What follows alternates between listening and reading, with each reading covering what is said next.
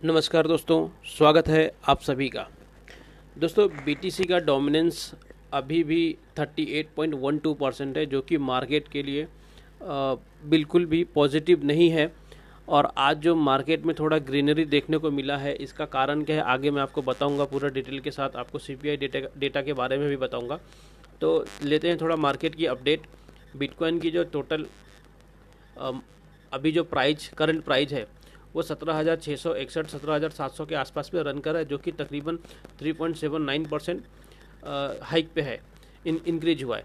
हालांकि ये एक आप देखेंगे एक स्ट्रेट कैंडल बनाकर इसने 18,000 को भी टेस्ट करके वापस से नीचे आया है। इथेरियम की जो प्राइस की बात करूँ तो 1311 पे है, ये भी 4.56% इंक्रीज हुआ है। तो सबसे ज़्यादा दोस्तों इथेरियम में जो पैसा आया है मार्केट में, सबसे ज़्यादा इथेरियम में आया है। सबसे जो बुरा हाल है वो है दोस्तों बीएनबी का। आप देखेंगे बीएनबी की जो क्राइसिस चल रही है, जो डिस्प्यूट चल रहा है सीजे बाइनेंस के साथ में, उसका जो इम्पैक्ट हुआ है उसके कारण अभी भी बीएनबी ग्रीन, जो मार्केट थोड़ी सी ग्रीन हुई है सीपीआई डेटा आने के बाद, उसमें भी जो बीएनबी है वो तकरीबन -2.40% के डिक्रीज में है। तो ये बीएनबी के लिए थोड़ी सी बुरी खबर भी है और बुरी न्यूज़ भी है। ओवरऑल मार्केट में ग्रीनरी दिख रही है, लेकिन बीएनबी अभी भी थोड़ा सा लॉस में है। एक्सआरपी की बात करूँ दोस्तों तो 0.390 पे 3.39% का इसमें भी इंक्रीमेंट हुआ है। डॉज कॉइन ये भी तकरीबन 0.0895% $0.0895 पे रन कर रहा है, और इसमें भी 1.39% का जो इंक्रीज हुआ है वो दिखाई दे रहा है। कार्डानो की बात करूँ, कार्डानो की प्राइस की, तो ये 0 के बाद 0.309 पे, ये भी 1.5% इंक्रीज हुआ है। पोलीगॉन भी 0.922 पे है, और इसमें भी 3.96 का इंक्रीज हुआ है।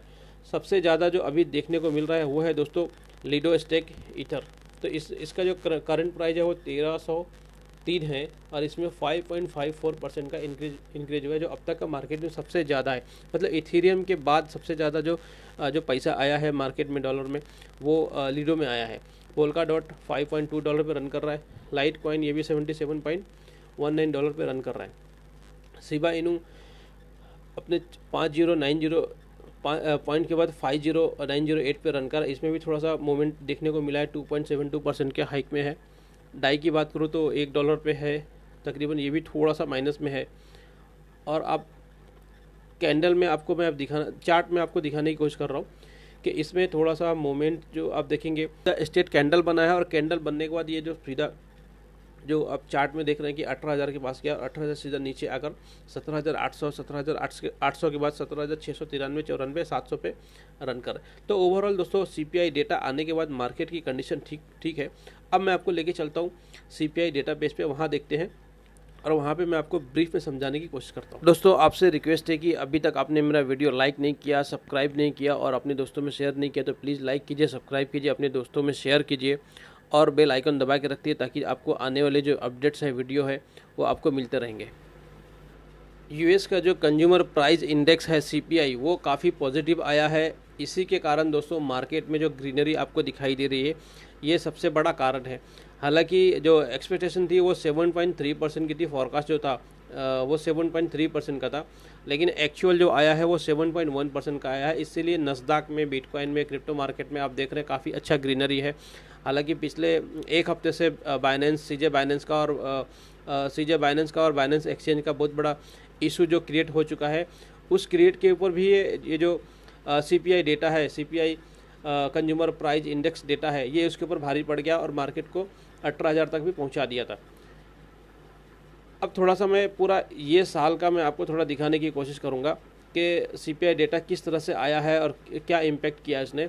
तो आज का आपको पता चल गया 13 दिसंबर का, 13 दिसंबर 2022 का 7.1% है। हालांकि जो फॉरकास्ट था वो 7.3% का था, और इससे प्रीवियस 7.7 तारीख को भी रिलीज हुआ था 7.7% का, और जो लोगों ने उम्मीद किया था वो 8% का।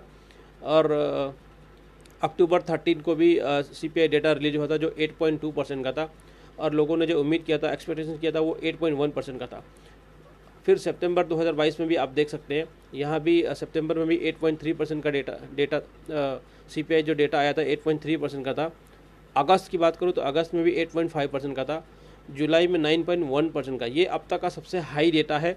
इवन अगर मैं आपको यूएस मार्केट की टोटल पिछले 40 साल की जो सीपीआई डेटा है वो सबसे ज़्यादा हाई जो थी 9.1%, अब तक की सबसे हाई है। जून में आप देख सकते हैं 8.6% का था, मई में 8.3% का, अप्रैल में 8.5% का, मार्च में 7.9% का, फेब में 7.5% का, जैन में 7% का। तो ये ओवरऑल डेटा है दोस्तों, बहुत बड़ी लंबी लिस्ट है, अगर निकालने जाऊँ तो पूरा 20-30 साल का निकल जाएगा। ओवरऑल 2022 का मैंने आपको दिखाने की कोशिश किया। ये सीपीआई डेटा ही यूएस का जो कंज्यूमर प्राइस इंडेक्स है वही डिसाइड करता है मार्केट अप जाएगा या डाउन जाएगा। और इस लेटेस्ट अपडेट से आपको बातें तो समझ में आ गई होगी। देखिए दोस्तों, मार्केट अभी एक पॉजिटिव मूवमेंट दिखा रहा है, हो सकता है कि इससे और अच्छा मार्केट बन जाए आने वाले क्वार्टर में। लेकिन जो जुलाई की क्वार्टर थी 2022 की, वो सबसे डेंजर, जून जुलाई की जो क्वार्टर थी वो सबसे डेंजर, सबसे खतरनाक साबित हुआ है अब तक के क्रिप्टो मार्केट के लिए, नस्दाक के लिए, शेयर मार्केट के लिए, ओवरऑल वर्ल्ड के लिए। दोस्तों, अगर आप क्रिप्टो में नए हैं तो आपको एक सीपीआई डेटा की जो बार बार आपके फेस पे आ रहा होगा। इससे पहले भी कई सारे वीडियोज़ में और दूसरे लोगों की वीडियोज़ में भी अक्टूबर और सितंबर मंथ में भी यही चल रहा था, जून जुलाई में भी ये चल रहा था कि सीपीआई डेटा आने वाला है। तो आखिर ये सीपीआई डेटा का भूत है क्या, वो थोड़ा सा कॉन्सेप्ट मैं आपका क्लियर कर दूं कि दोस्तों, सीपीआई डेटा जो है वो कंज्यूमर जो डेटा है वो इस साल 2022 में अब तक का सबसे हाईएस्ट डेटा रहा है, इसलिए ये बार बार आंखों के सामने आ रहा है। इससे पहले ने इसकी जो परसेंटेज थी वो 1-2-3% में होती थी, इसलिए उससे मार्केट के ऊपर कोई इम्पैक्ट नहीं होता था, इसलिए वो मार्केट में न्यूज़ नहीं बनता था। और मैं आपको बता दूं कि यूएस की जो फेडरल बैंक है वो उनका इंटरनल मीटिंग होता है, इवन हर एक मंथ में एक उनका डेट और तारीख फिक्स है। इवन आप इस स्क्रीन पे भी देख सकते हैं कि उनका हर मंथ में एक जो सीपीआई का डेटा रिलीज हुआ है, जो डेटा उन्होंने रिलीज किया है।